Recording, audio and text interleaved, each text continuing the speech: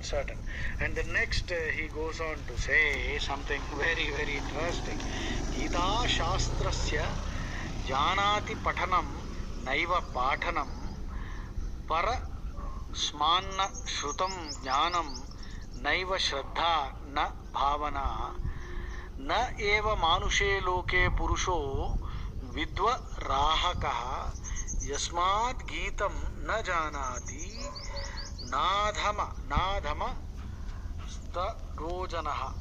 So, what this means is, Gita Shastrani అభ్యసించని వారు, పట్టింపజేయని వారు, వినని వారు, అట్లే స్వయంగా గీతా జ్ఞానం పట్ల శ్రద్ధ భావన లేని వాళ్ళు, ఏ లోకంలోని బురదల్లో పోర్లాడే ఊర్రపందిరితో పోల్చదగిన వారు. చెప్పాడు, వినవా? విను. అందుకే కారణం చేతనైనా కానీ గీతాశాస్త్రం